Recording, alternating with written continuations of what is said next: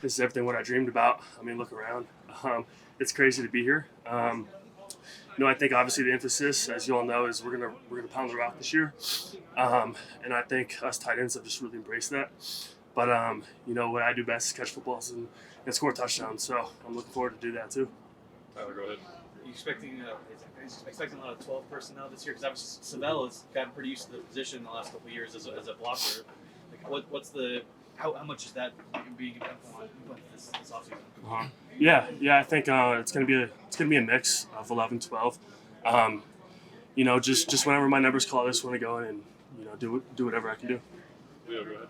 When you talk about playing next to tackles like Jordan Seaton or on the opposing side, what have you learned from those guys, and how do they help you in the run game specifically? Yeah, I'm glad you asked that. Playing next to Seat and Larry Johnson makes my job a lot easier. And those guys are huge, and they move people, so it definitely helps me out a lot. Brian, go ahead. If you were to look in the NFL and kind of compare or try to model your game after certain tight ends, who would you go for? Yeah, I'd say Brock Bowers is my favorite tight end in the league, even though I'm a Chiefs fan. But obviously I watched a lot of Kelsey just from being a Chiefs fan. But I'd say Brock for sure. Excited about Swifties. Adam, go ahead. What did Coach Bartolone say when he reached out initially to recruit you, and how did that process go in terms of picking the buffs? Yeah, I'd say it was somewhat of a pretty easy decision for me. When I came on my visit, I saw what the coaching staff was all about, and I saw what the team was all about, and that's really just what sold it for me. Jack, Just how much pride you take in being a D2 guy that was able to get to this level? Yeah, man. I mean, it's unbelievable to be here.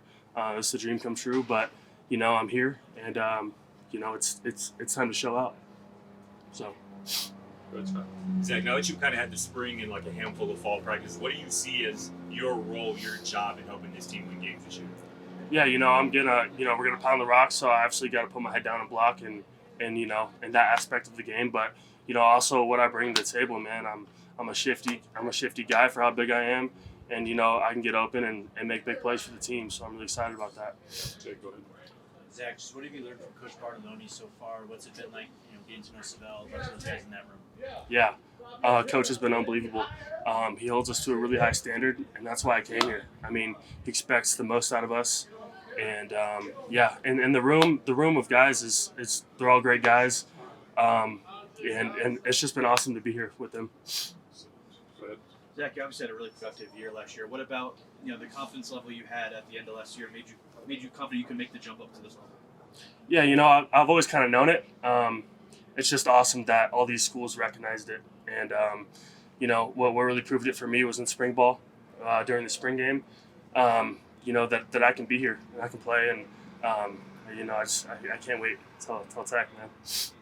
Anything else for Zach? Yep. Just what have been your impressions of Julian and Caden so far? Yeah, I mean, they're both great dudes, and they're both really darn good football players. And obviously K-Salt's a vet, and Juju's still learning. But if I'm whoever's out there, I have 100% faith in both of them.